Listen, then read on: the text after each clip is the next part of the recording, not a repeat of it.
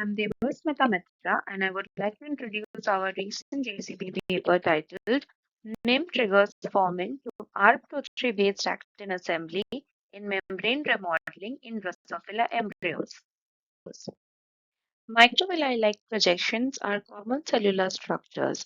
In Drosophila embryos, the apical membrane of epithelial-like cells contain these villous protrusions that possibly act as membrane reservoirs that undergo folding or are trafficked to the lateral furrows, resulting in their reduction over time. For this, we discovered the candidate Missing-in-metastasis, which is a multidomain protein that binds to the plasma membrane and regulates actin cytoskeleton remodeling. Using super resolution imaging technique-STED, we observed that in control embryos, interphase caps showed enriched actin protrusions at edges, which were significantly reduced till metaphase. MIM-RNA embryos exhibited significantly longer actin protrusions in both phases.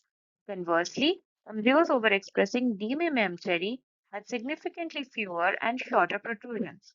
Thus, DMIM is crucial for limiting actin protrusion length and number and enabling their remodeling from interphase to metaphase.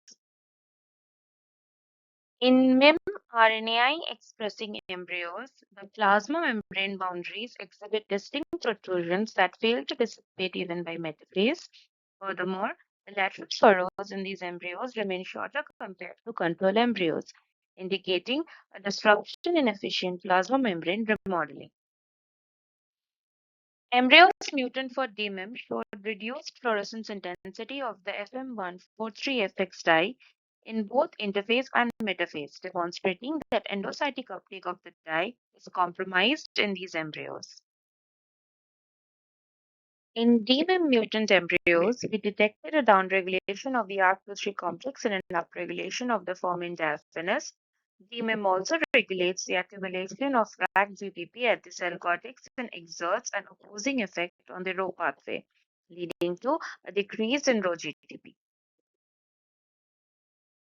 During the interphase to prophase of each syncytial nuclear cycle, DMIM is precisely recruited to the apical cap membrane in a spatiotemporal manner.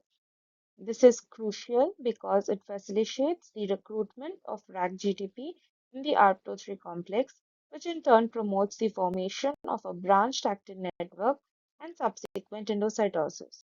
Simultaneously, this process restricts the assembly of bundled actin, which is normally mediated by ROGF2, ROGTP, and DIA.